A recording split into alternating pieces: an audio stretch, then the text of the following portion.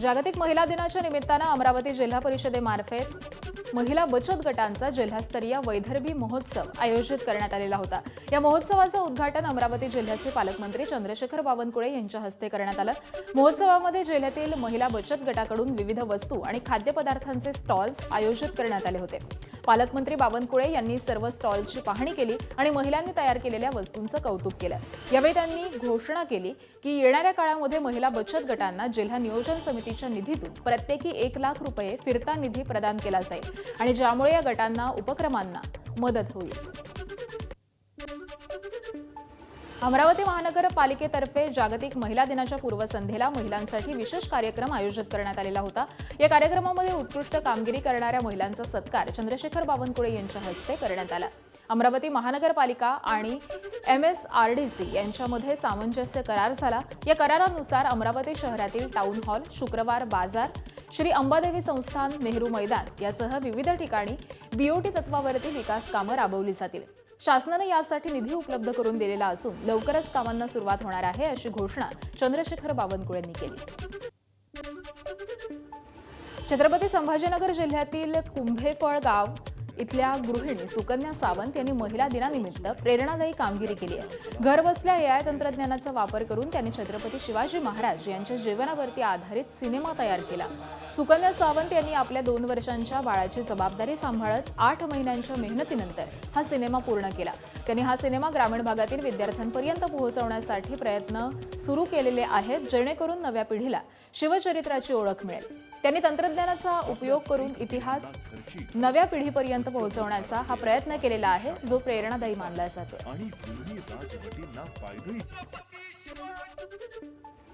जालन्याच्या भोकरदन तालुक्यातील भिकन रोजेकरनं UPSC परीक्षेमध्ये घवघवीत यश संपादन केलंय। 812वा रँक मिळवत 26 वर्षीय भिकननं आपल्या आई-वडिलांच्या कष्टाचं स्वप्न पूर्ण केलंय। भिकननं प्राथमिक शिक्षण गावामध्ये पूर्ण केल्यानंतर महाविद्यालयीन अभ्यासासाठी छत्रपती संभाजीनगर गाठलं। त्यानंतर हालाखीच्या परिस्थितीमुळे NGOच्या मदतीने दिल्लीमधून राहून त्यांनी तयारी केली आणि 6व्या प्रयत्नामध्ये अखेर यश मिळवलं। या यशामुळे भिकनच्या आई-वडिलांचा आनंद हा गगनात मावेनासा झालाय, तर संपूर्ण गावामध्ये उत्साहाचं वातावरण पाहायला मिळतंय। सिनियर्स होते ज्यांनी मला कंटिन्युअस गायडन्स केलं की असा अभ्यास करायचा आहे। एक NGO आहे आमदार स्टडी सर्कल म्हणून दिल्ली येथे, त्यांचाही खूप हेल्प झाली।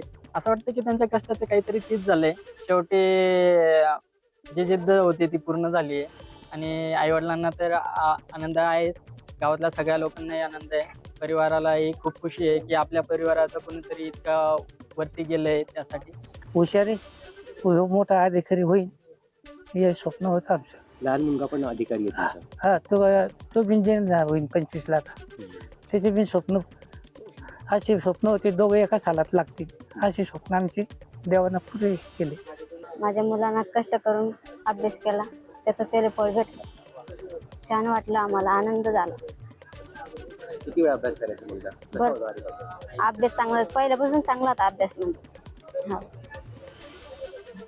मुलगा दिल्लीला पण गेला होता ना? हा, दिल्लीला 3-4 वर्ष काढले। खूप कष्ट केले त्यांचं त्याला फळ भेटलं। आंतरराष्ट्रीय महिला दिनानिमित्त मुंबई मेट्रो रेल कॉर्पोरेशनकडून विशेष उपक्रम राबवण्यात येत आहे। 8 मार्चला ॲक्वा लाईनवरील मरोळ नाका आणि छत्रपती शिवाजी महाराज टर्मिनस ही 2 महत्त्वाची मेट्रो स्थानकं पूर्णपणे महिला कर्मचाऱ्यांकडून संचलित केली जाणार आहेत। स्थानक नियंत्रण, तिकिटिंग, प्रवासी सहाय्य, सुरक्षा आणि हाऊसकीपिंग अशा सर्व जबाबदाऱ्या महिलांकडे असतील। दिवसभरामध्ये वेगवेगळ्या शिफ्टमध्ये एकूण 85 महिला कर्मचारी कामकाज सांभाळणार असून महिलांच्या सक्षमीकरणाचा संदेश देण्याचा या उपक्रमामागचा उद्देश आहे। 12वीच्या परीक्षेला जात असलेल्या 2 विद्यार्थ्यांना ठाणे शहर वाहतूक पोलिसांच्या तत्परतेमुळे वेळेत परीक्षा केंद्रावरती पोहोचता आलंय। वाहतूक विभागाच्या जलद हालचालीमुळे विद्यार्थ्यांना अवघ्या काही मिनिटांमध्ये सुमारे 7 किलोमीटर अंतरावरील केंद्रावरती सुरक्षितपणे पोहोचण्यामध्ये यश आलंय। विद्यार्थी सुजित मिश्रा आणि त्याचा एक मित्र अंबरनाथवरून कल्याण इथं परीक्षा देण्यासाठी निघालेले होते, मात्र त्यावेळी लोकल ट्रेन उपलब्ध नसल्यामुळे ते अडचणीत सापडले। ही माहिती हेल्पलाईनवरती मिळताच तात्काळ संबंधित अधिकाऱ्यांना निर्देश देण्यात आले. सूचनेनुसार तत्काळ कारवाई करत विद्यार्थ्यांना अंबरनाथ बीट मार्शल सलमान तडवी आणि उल्हासनगर बीट मार्शल विजय गायकवाड हे पोहोचले. दोन्ही पोलिसांनी विद्यार्थ्यांना आपल्या दुचाकीवरती बसवून जलद गतीनं त्यांना कल्याणमधील परीक्षा केंद्रावरती पोहोचवले. या कामगिरीमुळे वाहतूक पोलिसांच्या सेवाभावी कामगिरीचं सर्वत्रच कौतुक होत आहे. गडचिरोली जिल्ह्यातील पेसा क्षेत्रातील ग्रामपंचायतीसाठी महत्त्वाची बातमी आहे. जिल्ह्यातील 363 ग्रामपंचायतींना पेसा 5% थेट निधी योजनेअंतर्गत 8,16,97,000 रुपयांचा निधी हा थेट खात्यावरती वितरित करण्यात आलाय. यापूर्वी पहिल्या टप्प्यामध्ये 363 ग्रामपंचायतींना 12,25,00,000 रुपयांचा निधी हा देण्यात आलेला होता. आता दुसऱ्या टप्प्यातील निधी देखील वितरित झाल्यामुळे ग्रामपंचायतीच्या विकास कामांना गती मिळणार आहे. मात्र या निधीचा वापर करताना ग्रामपंचायतींना काही अटी देखील घालून देण्यात आलेल्या आहेत. विदर्भामध्ये पुढील 2 दिवस उष्णतेची तीव्रता वाढण्याचा अंदाज हवामान विभागानं व्यक्त केलाय. अकोला, अमरावती आणि वर्धा या तिन्ही जिल्ह्यांमध्ये तापमान 40च्या पार जाण्याची शक्यता असून या जिल्ह्यांना उष्णतेचा येलो अलर्ट जारी करण्यात आलाय. या ठिकाणी तापमान सामान्यापेक्षा तब्बल 5 अंश सेल्सिअस जास्त राहण्याची शक्यता आहे. तर विदर्भातील इतर जिल्ह्यांमध्ये तापमान सामान्यापेक्षा 2 ते 3 अंशांनी वाढून 38 ते 40 अंशांच्या दरम्यान राहील असा अंदाज हवामान खात्यानं वर्तवलेला आहे. गेल्या 3 दिवसांपासून परभणीमध्ये उन्हाच्या झळा बसतात. मार्च महिन्याच्या पहिल्याच आठवड्यामध्ये तापमानामध्ये मोठी वाढ झालेली असून जिल्ह्याचं तापमान हे 37.6 अंशांपर्यंत पोहोचलंय आणि त्यामुळे दुपारच्या वेळेस शहरातील प्रमुख रस्ते काही काळ ओस पडलेले दिसल्याचं चित्र आहे. तर उन्हापासून संरक्षण करण्यासाठी नागरिक घराबाहेर पडताना डोक्यावरती टोपी, चेहऱ्यावरती रुमाल किंवा स्कार्फ बांधून बचाव करतात. राज्यामध्ये तापमानाचा पारा वाढत असताना शिर्डीमध्ये साई भक्तांसाठी विशेष उपाययोजना करण्यात आलेली आहे. उन्हापासून भक्तांचं संरक्षण व्हावं यासाठी साईबाबा संस्थांकडून मंदिर परिसरामध्ये ठिकठिकाणी भव्य मंडप उभारण्यात आलेत. त्याबरोबरच अनवाणी दर्शनासाठी येणाऱ्या भक्तांच्या सोयीसाठी अनेक ठिकाणी मॅट देखील टाकण्यात आलेली आहेत. देशभरामधून दररोज हजारो भाविक हे शिर्डीमध्ये येत असल्यामुळे मंदिर परिसरामध्ये वावरताना भक्तांना उन्हाचा त्रास होऊ नये यासाठी साई संस्थान विशेष काळजी घेत आहे. महाबळेश्वरमधील सुरूर, वाई, पाचगणी, महाबळेश्वर ते पोलादपूर या मुख्य महामार्गाच्या कामाविरोधामध्ये स्थानिक नागरिक आक्रमक झालेत. रस्त्याचं काम संथ गतीनं आणि निकृष्ट दर्जाचं सुरू असल्याचा आरोप करत महाबळेश्वर शहर कडकडीत बंद ठेवण्याचा निर्णय घेण्यात आलाय. आम्ही महाबळेश्वर या बॅनरखाली झालेल्या विशेष ग्रामसभेमध्ये हा निर्णय घेण्यात आलेला आहे. रस्त्यावरील धूळ आणि खड्ड्यांमुळे पर्यटकांना त्रास होत असून त्याचा पर्यटन व्यवसायावरती देखील परिणाम होत असल्याची नाराजी या ग्रामस्थांनी व्यक्त केली आहे. इथे येणाऱ्या प्रत्येक पर्यटकाला हा त्रास होत असतो. त्या स्थानिक लोकांना त्रास होते, शेतकऱ्यांना त्रास होते. त्याच्यामुळे आमचं पर्यटन कमी झाले. पर्यटक कमी येत असल्यामुळे व्यवसायावर परिणाम झाला आहे आणि त्याच्यावर आवाज उठवण्यासाठी महाबळेश्वरमध्ये आम्ही 500 ते 700 लोकांची जमा करतो. सर्वांनी असं ठरवलं की रविवारी महाबळेश्वर बंद करायचा, आवाज उठवायचा. सोमवारपासून पुढील पाऊल उचलून मंत्रालयावर धडक मोर्चा द्यायचा असं आमचं सगळ्यांचं ठरलं. पुण्यातील जुन्नरमधील माणिकडोह इथल्या 20 बिबट्यांचं गुजरातमधील वनतारा केंद्रामध्ये स्थलांतर करण्यात आलंय. जुन्नर वन विभागाच्या हद्दीमध्ये मानव बिबट संघर्षाच्या घटनांमध्ये मागील काही वर्षांमध्ये मोठी वाढ झाल्यामुळे पकडण्यात आलेल्या बिबट्यांचं स्थलांतर करण्याची प्रक्रिया ही सुरू करण्यात आली आहे आणि त्यानुसार पहिल्या टप्प्यामध्ये 20 बिबट्यांना गुजरातमधील वनतारा केंद्रामध्ये पाठवण्यात आलं. मानव वन्यप्राणी संघर्ष कमी करण्यासाठी वन विभागाकडून विविध उपाययोजना राबवण्यात येत असून नागरिकांनी सहकार्य करावं असं आवाहन देखील यावेळी करण्यात आलंय. भंडाऱ्यातून एक अतिशय थरारक बातमी समोर येते. जंगलातून वाट भरगटलेल्या एका अस्वलानं थेट गावाच्या शिवारामध्ये प्रवेश केला आणि एकच खळबळ उडाली.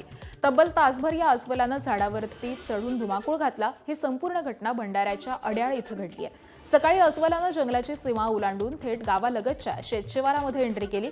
अस्वल दिसून आल्यामुळे ग्रामस्थांची पाचावरती धारण बसली. वन कर्मचाऱ्यांना याची माहिती मिळताच त्यांनी घटनास्थळी धाव घेतली. मात्र वन कर्मचाऱ्यांना देखील अस्वलाला झाडावरून खाली उतरवण्यामध्ये तब्बल 1 तास लागलाय. बीडच्या परळी इथल्या व्यापारी महादेव मुंडे यांची 21 ऑक्टोबर 2023 रोजी परळीमध्ये हत्या करण्यात आली होती.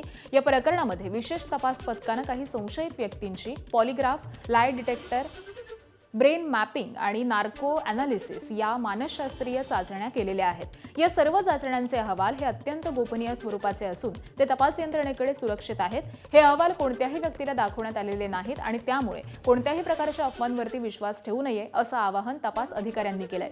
या संदर्भामध्ये कोणी अफवा पसरवल्यास त्या विरोधामध्ये कारवाई करण्यात येणार असा इशारा देखील देण्यात आलेला आहे। राज्य सरकारनं जाहीर केलेल्या शेतकरी कर्जमाफीचा फायदा सांगली जिल्ह्यातील मोठ्या संख्येनं शेतकऱ्यांना होण्याची शक्यता आहे। जिल्हा मध्यवर्ती बँकेचे तब्बल 2 लाखांहून अधिक शेतकरी कर्जमाफीसाठी पात्र ठरू शकतात। सप्टेंबर 2025 पर्यंत थकीत पीक कर्ज असलेल्या शेतकऱ्यांना 2 लाखांपर्यंत कर्जमाफी देण्याची घोषणा ही मुख्यमंत्री देवेंद्र फडणवीसांनी केली। सांगली जिल्ह्यामध्ये सुमारे 62,000 थकीत कर्जदार असून त्यांची थकबाकी व्याजासह 1,063 कोटी रुपयांपर्यंत आहे। तर नियमित कर्जफेड करणाऱ्या शेतकऱ्यांना 50,000 रुपयांचं प्रोत्साहन अनुदान देण्याची तरतूद ही देखील करण्यात आली आहे। वाशिमच्या आडोळ प्रकल्पातील जलसाठा कमी झाल्यामुळे शेतकऱ्यांपुढे सिंचनाचा प्रश्न निर्माण झालाय। प्रकल्पामध्ये केवळ 40% पाणीसाठा शिल्लक असल्यामुळे आजपासून शेतीसाठी दिला जाणारा पाणीपुरवठा हा बंद करण्यात आलाय आणि त्यामुळे बिजवाई, कांदा, गहू त्याबरोबरच भाजीपाला पिकं ही धोक्यामध्ये आलेली आहेत। रिसोड, रिठद, शिरपूरसह 8 ते 10 गावांच्या पिण्याच्या पाण्यासाठी पाणी हे राखीव ठेवण्यात आल्यामुळे शेतकऱ्यांना सिंचनासाठी पाणी मिळत नाहीये आणि त्यामुळे शेतीसाठी किमान 8 दिवस पाणी द्यावं अशी मागणी शेतकरी करतायत।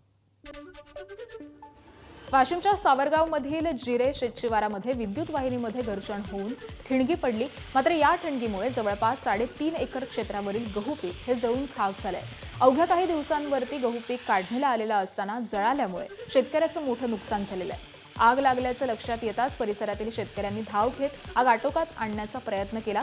मात्र आग विझवण्यासाठी पुरेसं साधन नसल्यामुळे शेतकऱ्याचं मोठं नुकसान झालेलं आहे। या घटनेमुळे पंचनामा करून नुकसान भरपाईसाठी प्रशासनानं मदत करावी अशी मागणी या शेतकऱ्यांनी केली आहे। नाशिकच्या चांदवड तालुक्यातील मेसण्या डोंगर इथं आग लागल्यानं परिसरामध्ये मोठं नुकसान झालेलं आहे। या आगीमुळे मेसण्या डोंगरावरील नैसर्गिक वनसंपत्ती आणि वन्य प्राण्यांना गंभीर झळ बसली आहे। मात्र आग का लागली हे अद्यापही स्पष्ट झालेलं नाहीये। वर्धा जिल्ह्याच्या पुलगाव येथील उद्योजक भारत नागपाल यांची चंद्रपूर जिल्ह्याच्या बांबर्डा इथं निर्घृण हत्या करण्यात आली होती आणि ज्यामुळे संपूर्ण जिल्ह्यामध्ये खळबळ माजली होती। याच पार्श्वभूमीवरती पुलगाव शहरामध्ये हजारो नागरिकांनी हातामध्ये मेणबत्त्या घेऊन या घटनेचा निषेध नोंदवलाय। भारत नागपाल यांची हत्या झाल्यानंतर वरोरा पोलिसांनी 12 आरोपींना अटक केलेली आहे। नागरिक कुटुंबियांची मागणी आहे की या प्रकरणाचा तपास सीआयडीकडे सोपवून आरोपींना फाशीची शिक्षा दिली जावी आणि प्रकरण जलदगती न्यायालयामध्ये चालवावं अशी त्यांची मागणी आहे। कराड तालुक्यातील माण नदीलगत संगम शिवारामध्ये शेतात पाईपलाईन टाकण्याचं काम सुरू असताना मातीच्या ढिगाऱ्याखाली दबून 2 मजुरांचा मृत्यू झालाय। करण बाजीराव चव्हाण आणि अमर रंगराव वडार अशी या मजुरांची नावं आहेत। दोघेही मनव गावचे रहिवासी होते। श्रीरंग पाटील यांच्या शेतामध्ये पाण्याची पाईपलाईन टाकण्याचं काम सुरू असताना अचानक मातीचा ढिगारा कोसळून ते त्याखाली अडकले। घटनेची माहिती मिळताच स्थानिकांनी तातडीनं मदतकार्य सुरू केलं। मात्र मातीखाली दबल्यामुळे दोघांचाही मृत्यू झालाय। हिंगोलीत भूमी अभिलेख कर्मचाऱ्यांनी तांत्रिक वेतन श्रेणी लागू करण्यासह विविध मागण्यांसाठी बेमुदत कामबंद आंदोलन सुरू केलंय। जिल्ह्यातील सुमारे 80 कर्मचाऱ्यांनी या आंदोलनामध्ये सहभाग घेतलेला असून 2 मार्चपर्यंत कार्यालयातील कामकाज हे पूर्णपणे बंद आहे आणि त्यामुळे कामासाठी कार्यालयामध्ये येणाऱ्या नागरिकांना मोठ्या अडचणींचा सामना करावा लागतोय।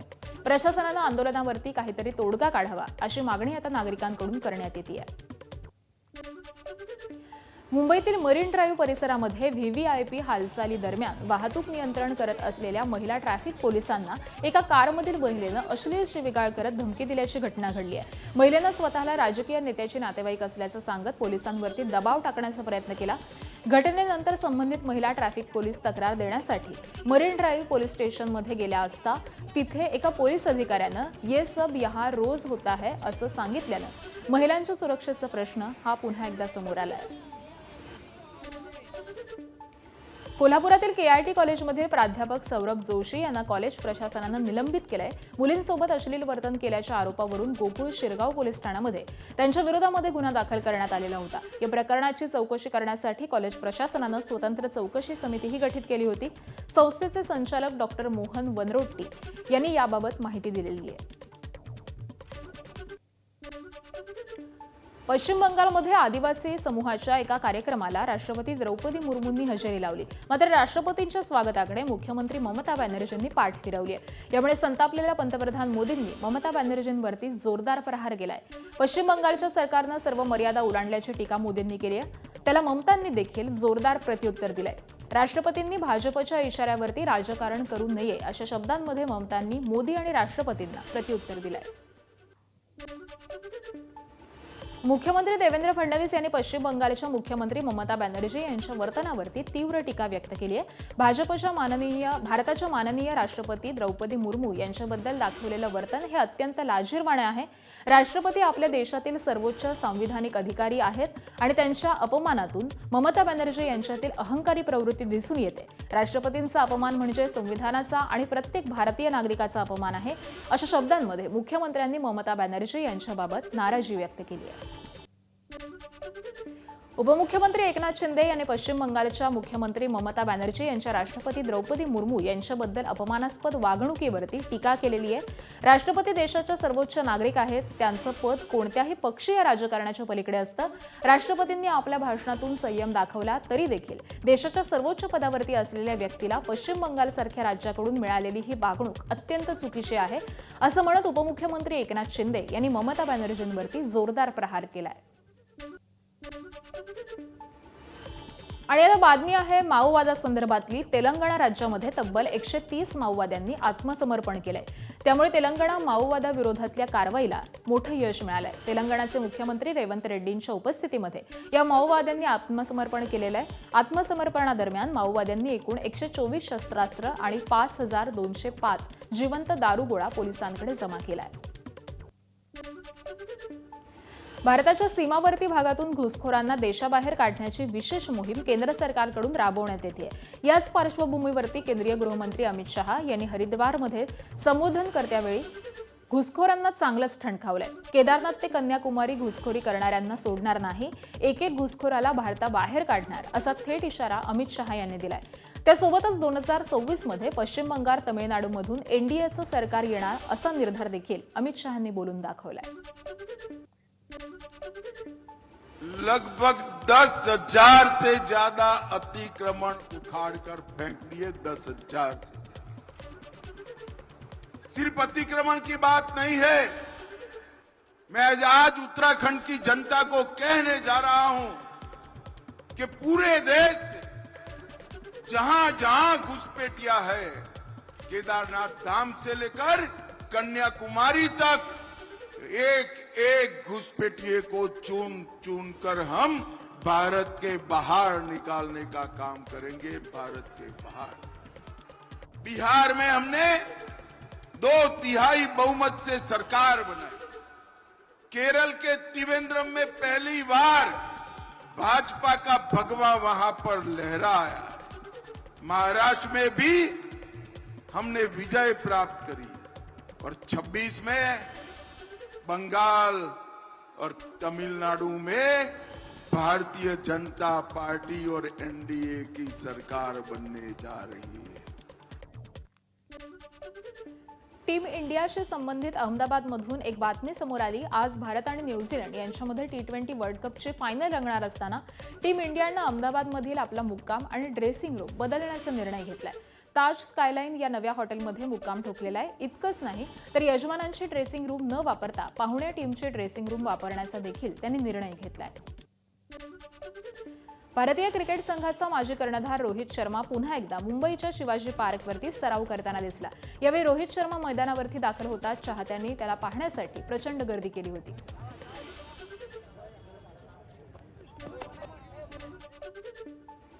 टीव्ही जर्नलिस्ट असोसिएशन आयोजित पहिल्या वहिला भव्य टीव्हीजे प्रीमियर लीग स्पर्धेमध्ये एबीपी न्यूज नेटवर्कनं विजेतेपदाचा बहुमान पटकावलाय. मुंबईच्या पोलीस जिमखान्यावरती आयोजित या स्पर्धेमध्ये प्रतिष्ठित अशा 18 टीव्ही वृत्तवाहिन्यांच्या संघांचा समावेश होता. मात्र अंतिम फेरीमध्ये एबीपीच्या संघानं नेटवर्क 18 संघाचा तब्बल 9 विकेट्सनं धुव्वा उडवून जेतेपदावरती आपलं नाव कोरलंय. एबीपी माझाचे रिपोर्टर वेदांत नेब आणि प्रशांत बढे यांनी या विजयामध्ये मोलाचं योगदान दिलं. दरम्यान विधानसभेचे अध्यक्ष राहुल नार्वेकर यांच्या हस्ते विजेत्यांचा सन्मान करण्यात आला. या स्पर्धेमध्ये उत्कृष्ट फलंदाज म्हणून एबीपीचे प्रशांत बढे तर अष्टपैलू कामगिरी करणाऱ्या एबीपीचे प्रतिनिधी सिद्धेश कानसे याला मालिकावीराचा बहुमान मिळालेला आहे.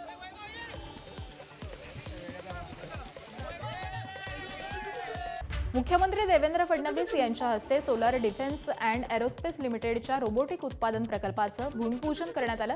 सुमारे 223 एकर क्षेत्रामध्ये उभारण्यात येणाऱ्या या अत्याधुनिक प्रकल्पामध्ये कृत्रिम बुद्धिमत्ता आधारित विविध प्रकारच्या ड्रोन आणि संरक्षण उपक्रमांची निर्मिती केली जाणार आहे. Solar defence and aerospace limited या कंपनीकडून उभारण्यात येणाऱ्या या युनिटमध्ये मध्यम उंचीवरती आणि लांब पल्ल्याचे उड्डाण करणारे ड्रोन, मानवविरहित ड्रोन, आत्मघाती ड्रोन त्याबरोबरच विविध आधुनिक संरक्षण उपकरणं ही तयार केली जाणार आहेत. या प्रकल्पामध्ये अत्याधुनिक रोबोटिक आणि एआय तंत्रज्ञानाचा वापर केला जाणार असून उत्पादन पूर्णपणे स्वदेशी तंत्रज्ञानावरती आधारित असणार आहे. या प्रकल्पामुळे केंद्र सरकारच्या मेक इन इंडिया आणि आत्मनिर्भर भारत या अभियानाची महत्वाकांक्षा उपक्रमांना बळ मिळणार आहे. एबीपी माझा, उघडा डोळे बघा नीट.